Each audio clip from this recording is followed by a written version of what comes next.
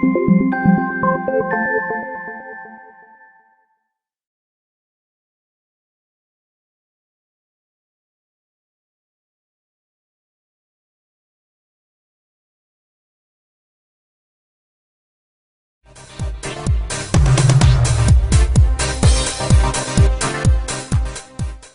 a young graduate, people were telling me that you can make a lot of money in the financial markets by trading or investing.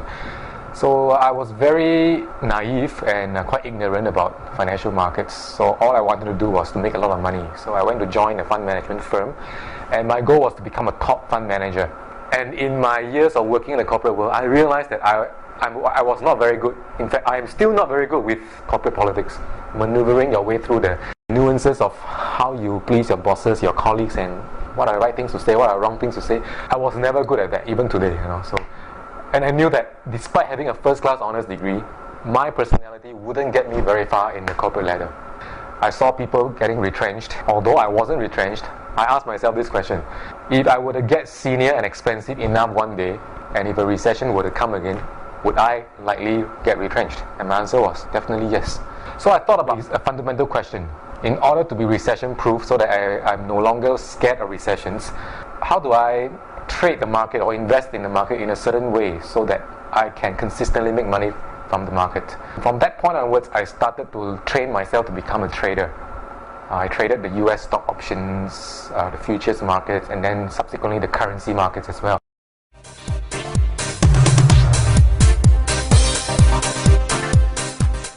I started to think about options.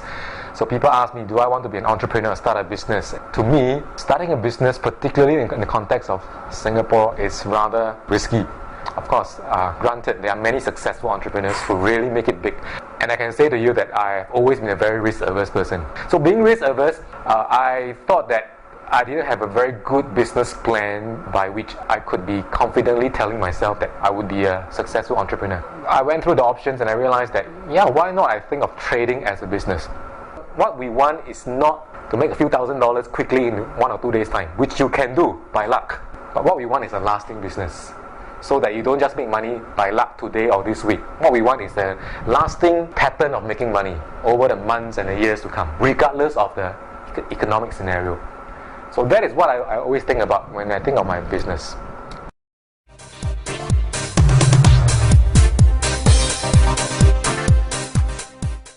Probably to get me started, yes. But I would say, even to many of my trainees nowadays, having a background or an education in finance is not necessarily going to help you become a better trader. It gives you more knowledge, but in many cases, more knowledge does not translate into better trading performance. I didn't know that initially. I thought that being a CFA charter holder, I would become a better trader much more naturally. And it turned out that that wasn't true. In the initial part of my trading journey, I blew my account a few times because I didn't know what trading was really all about. And when I finally achieved consistent success in my trading, I realized that most of what we go through in formal education actually tends to stand in the way of becoming a good trader.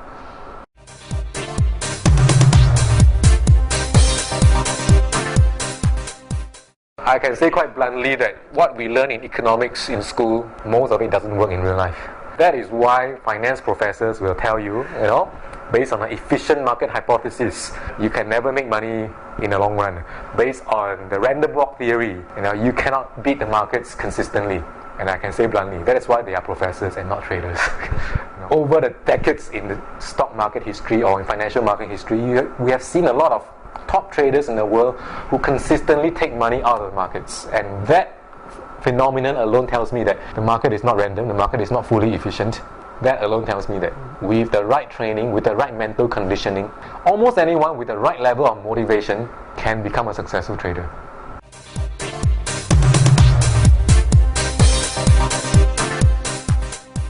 Yes, I started when I was still working. Yes, I was motivated and inspired by the fact that I really wanted to establish something which is recession-proof, so that I'm not just dependent on a salaried job.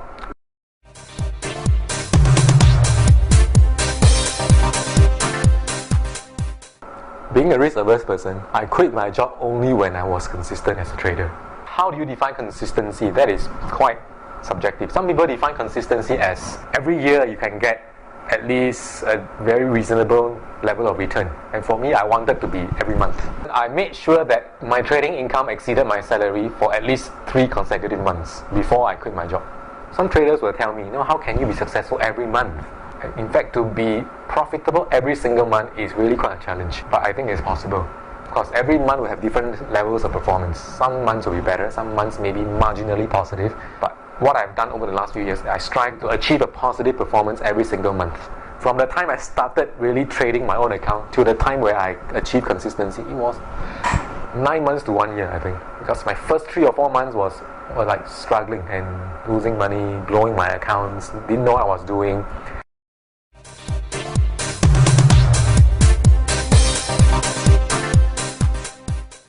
If you want it to be consistent, it is not a natural thing. It is not naturally easy. It takes, as I've said, a very rigorous kind of mental training where you condition your mind to think differently from the majority. And we all know that majority of traders lose money. It is no mere accident. Most of us are programmed mentally to lose money without realizing it. Most of the beliefs that we have, because of the way our society is conditioned, because of the way our educational system conditions us, our minds are naturally programmed to somehow lose money. So that is why I always believe being a successful trader is not so much about being intelligent or having good qualifications. It's really about, ultimately, the bottom line is training your mind to think differently, to feel differently when you engage the markets. So that is what I realized, and that is what I achieved so that I could be consistent.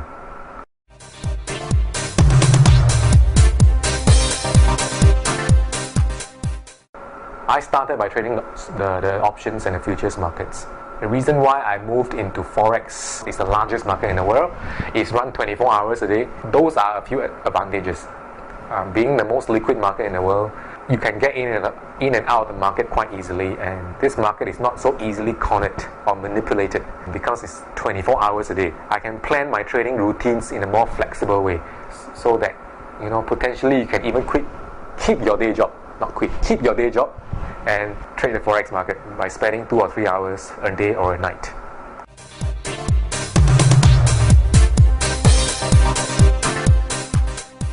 There are a lot of thick books being written about technical analysis, fundamental analysis, what are the kind of trading techniques you should use.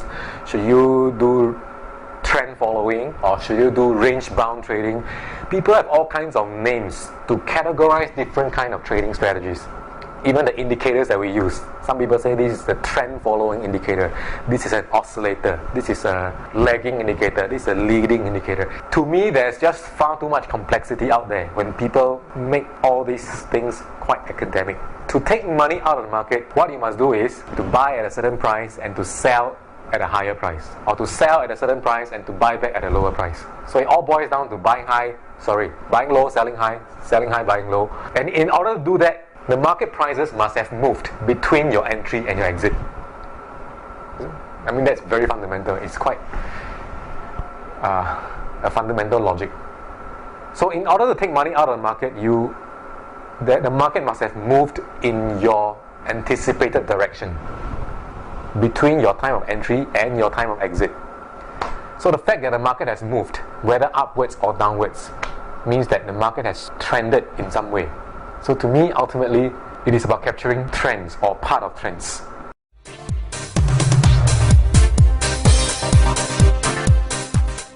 I always say that a good trading strategy can capture trends incidentally without explaining why those trends happen.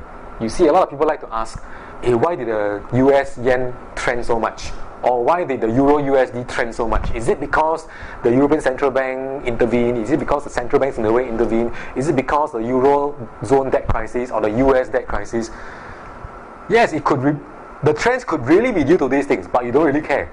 Your rules will just capture these trends by the way, incidentally, without predicting or explaining why those trends happen.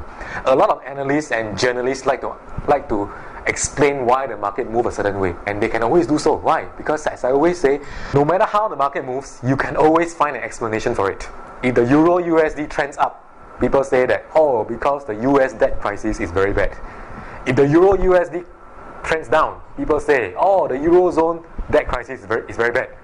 But these two debt crises were always there.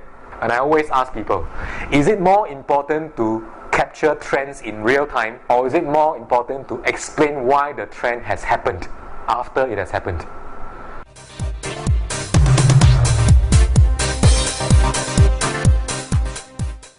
That is why I keep saying it is really about thinking differently, detaching yourself from how most people think. Yeah, because our education system, our society programs us to look for rational answers to what has already happened. But in trading, that's not very helpful actually.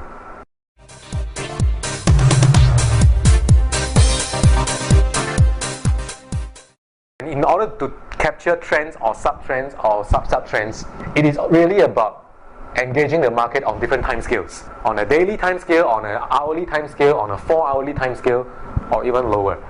In order to capture trends in the markets more reliably, I do not go on to very small time scales, because on smaller time scales there tend to be higher levels of noise or market choppiness or sideways movements or whatever you call these things. I usually go on higher time frames, like 1 hour, 4-hour daily time frames, and my trades may last a few hours, maybe a couple of days, maybe up to a week.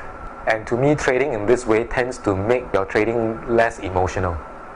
A lot of traders like to stare at the screen and watch the second by second movement, moment by moment fluctuations. And to me, that is quite a waste of time, because you're really watching random market noise and you mentally get yourself so tired. So I usually go on moderate and higher time scales so that you spend less time monitoring and watching your trading screen, and not only that, the trends that you capture are more reliable.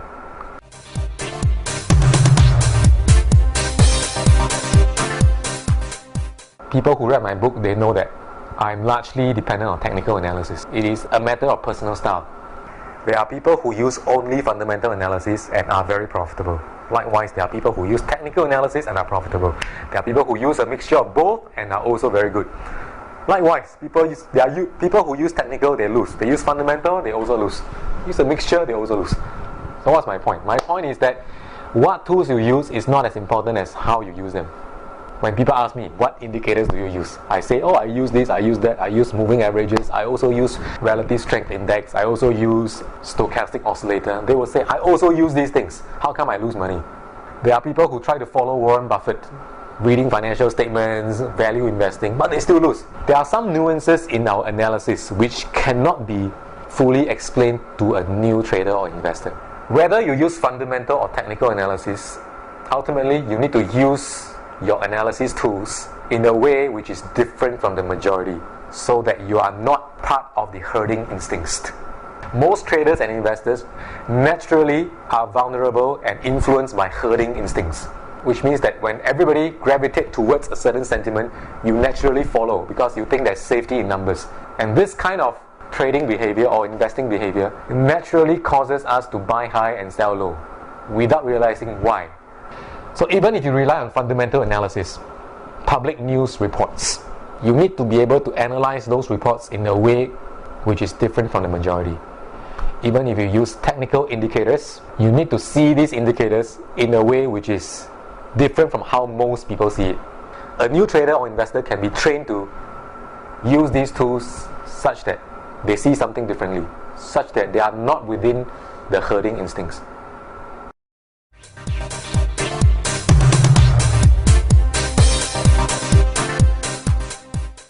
It depends on how you define mechanical and discretionary. Mechanical means you are able to define all your trading rules by way of cold hard logic. So to me, I always define my trading rules in this way. Your trading rules should consist of knowing when to enter. What exactly must you see in the market before you enter? Whether it is with regard to economic indicators, news events, or technical indicators, or price action on the charts. Secondly, what exactly must you see before you get out of a position that you have currently, whether it's a winning or a losing position. Thirdly, how big should your trading size be? That determines your risk control. And fourthly, how do you condition your mind to be able to follow all these rules, regardless of how wrong it seems to be? So how do you condition your mind so that you have full confidence in all your entry, your exit, your risk control rules, and you're able to follow all of them mechanically? So it is possible to make trading fully mechanical like that and be profitable. As you become more seasoned, experienced as a trader, sometimes your experience becomes embedded in your subconscious mind, such that occasionally you can exercise some discretion in bending your rules a little bit, such that you avoid some losses and enhance some profitable trades.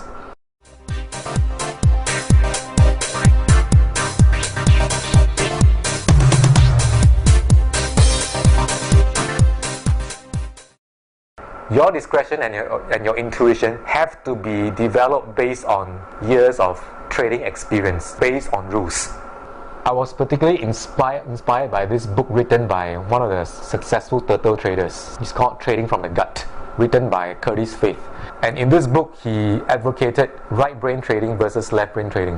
What he said fully resonated with what I've gone through over the years, which is basically to say that as a new trader, as you're developing more trading experience, your trading rules need to be clearly defined, as mechanical as possible.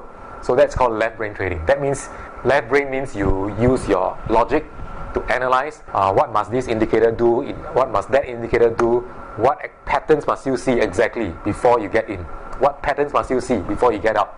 How do you control your risk in a very, very rigid way, in a very, very systematic way. So all these rules must be clearly defined systematically.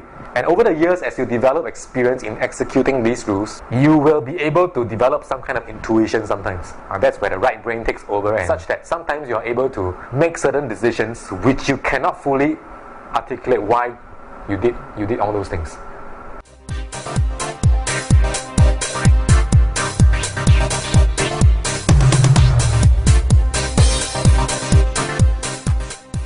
It's like everything we learn, even when learning how to drive a car. When you first learn how to drive a car, your instructor will tell you must exactly follow step 1, engage your gear, depress your clutch, and then release your clutch, and then when you learn how to park, when this pole reaches the corner of the mirror, you must turn left and then turn right.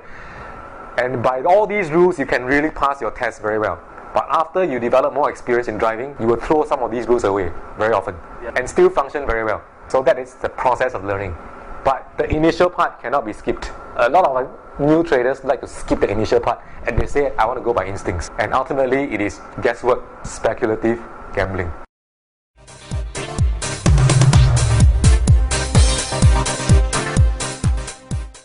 So having a very systematic risk management plan means, firstly, you must know where your exit points are. I plan my exit levels. In traders' language, we say we set a stop loss level, we set a profit target level based on market conditions. A stop loss level to me is a level where the market invalidates my trading position. I anticipate the market to move up, but despite that anticipation, I fully expect the market to move against me for a little while first, even if it really turns in my favor eventually, because the market doesn't move swiftly in one straight line towards a certain point.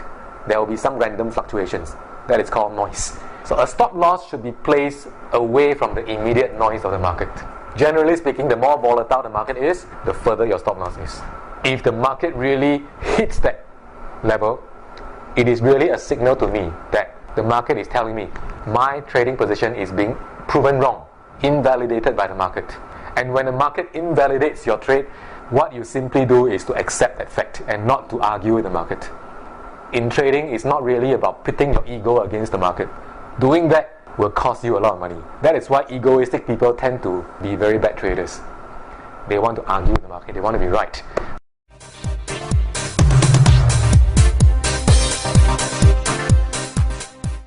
In addition to setting your stop loss level, you also need to determine the size of every trade that you do. In Forex, we say how many lots do you want to trade. If you are trading stocks, how many shares do you want to buy? If you are trading options or futures, how many contracts do you want to trade?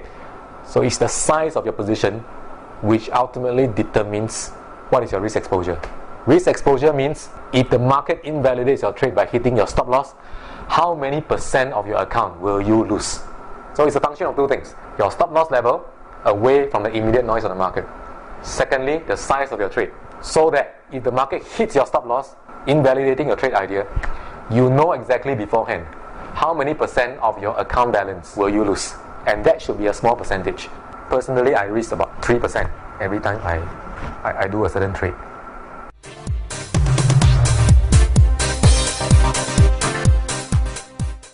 A trader's goal must never be to predict exactly when the market will go up and where it will reach. We can never predict the market. So a good exit strategy should be able to help you stay with the trend for as long as possible. So in order to do that, we may adopt strategies like trailing stops. As the market moves in your favor, you move your stock progressively different to protect certain percentages of your profit.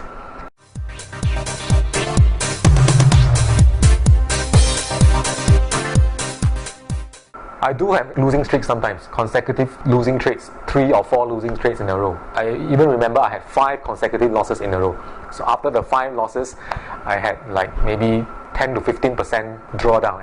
In fact, I can say to you that the hardest part of any trader's learning journey is to condition your mind such that you are almost indifferent to any single trade outcome. You would follow your rules with discipline, and each time you take a winning trade, you will just say, oh, okay, so be it. Each time you take a losing trade, you will say, oh, okay, that's it, so be it.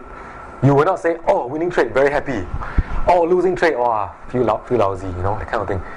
You will program your mind as far as possible such that you will just see your account balance in terms of percentages. You don't even see your account balance as dollars and cents anymore. You see every trade outcome as, oh, I lost 2%. Oh, I lost 3%. Oh, I lost 1.5%. Oh, I profited 4.5%. You see them as hard percentage figures, and you do not associate those figures with your emotions. The problem with most of us is we live in a world which is so saturated with money. So much so that any mention of dollars and cents tends to evoke the worst emotions in us. I realize emotions of greed and fear tend to be evoked due to our emotional attachment to the dollar and cents figures. So a good trader will condition his mind to look at your trading statement and see every figure as a percentage figure, not as a dollar figure. And every trade outcome is seen very objectively as a percentage figure, and every trade outcome is seen as one part of the whole big picture. So you always see every trade outcome as insignificant in the grand scheme of things. You are not concerned about the day-by-day fluctuations in your account size. You are concerned about how much you want to grow your account by over the next 1 year, 2 years, 5 years. And all the smaller steps that you take, every trade that you do, as long as you are following your rules, your plan, which you know has an edge over the market, then you know that every trade outcome is not that significant. So if with that kind of mindset, you can handle losing streaks better.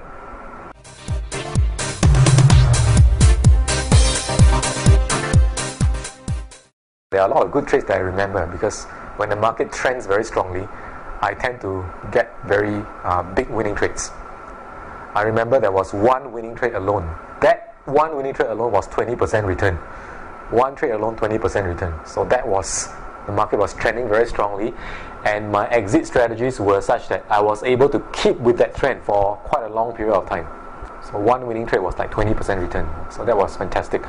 If you ask me about the worst trade that I ever had was, of course, not considering the initial learning journey. The initial learning journey, one trade can lose 50% of my account. But after I became consistent, that was never possible, ever again.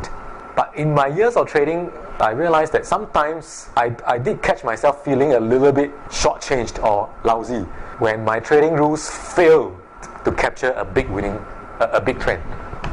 That felt a little bit lousy, to be honest.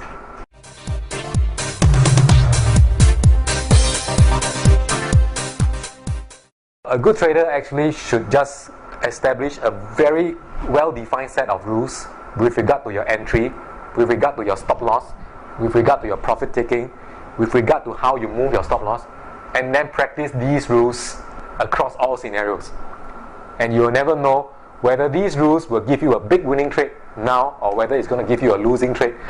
You just keep following the rules.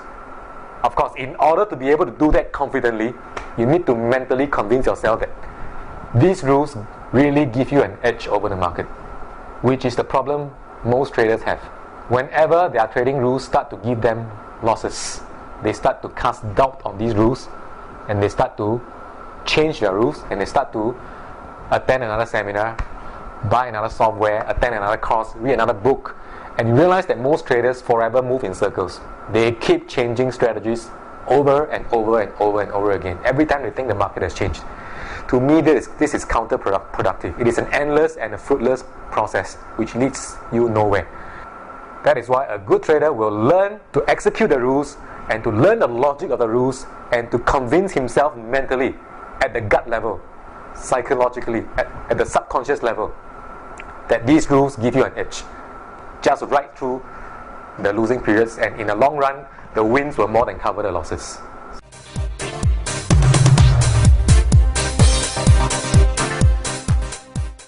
Market seems to behave differently every day or every week. But underlying all these changes, there are certain patterns which never change. If you change your rules every day, or if you change your rules as soon as you have 2 or 3 losing trades, you are really shooting a moving target. Because what you are really trying to do is change your rules based on what has happened. But what will happen may not conform to what has happened.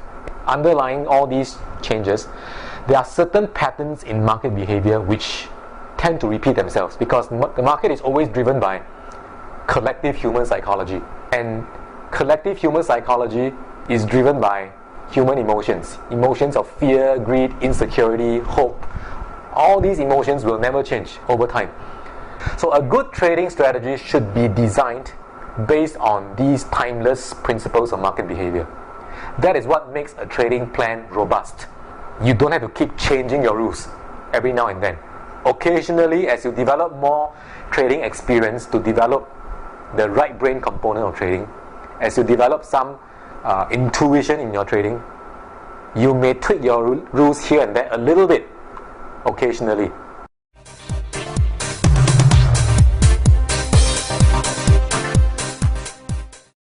Yeah, but I must be cautious to say that confidence in trading is different from how most people think of confidence.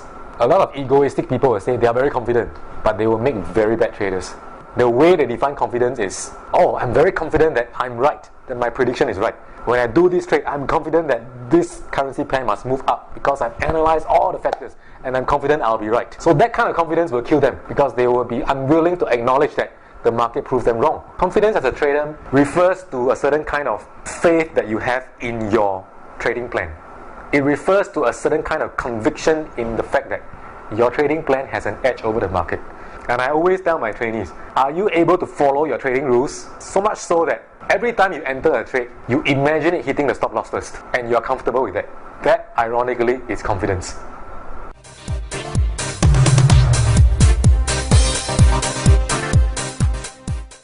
Yes, the confidence must not be based on that single individual trade outcome. The confidence must be in the edge that the plan has over the market.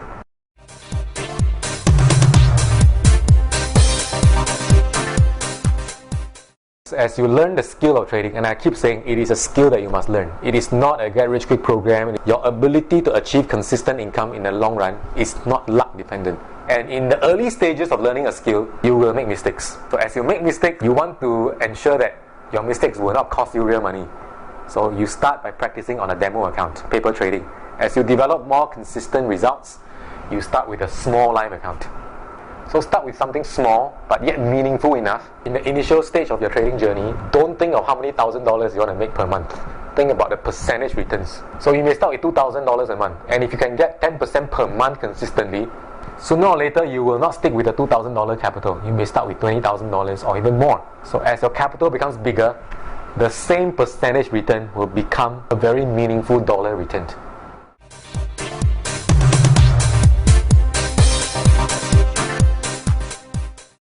The more effectively a trader can condition himself or herself to adopt those beliefs and thinking patterns that I talked about earlier, the more successful the trader will be.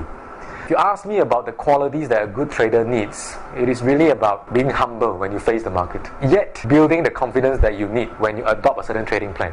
So it's quite paradoxical. On the one hand, you need to be confident with regard to your trading plan, yet you need to be humble when you come face to face with the market, when you acknowledge the fact that sometimes your trading rules just cannot be right. Sometimes your trading rules will fail to capture certain trends. And there are other emotional attributes that a trader needs. For example, you need patience. You need to think statistically.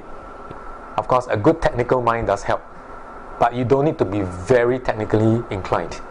As long as you have a reasonably decent sense of logic, I think that's good enough. You don't need to be a PhD or Masters in Finance or a CFA charter holder. And most importantly, I think you need to be motivated enough to go through whatever obstacles you have to go through.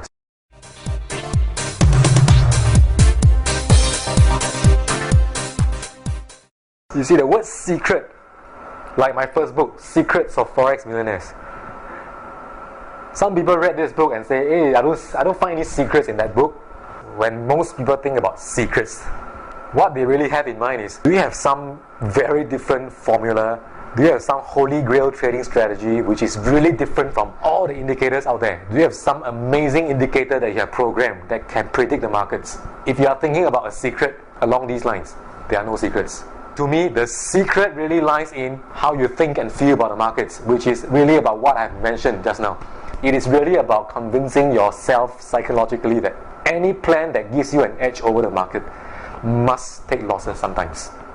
And as you go through these losses, you must have the conviction that this is a necessary part of the winning process and it should not affect your confidence in your plan.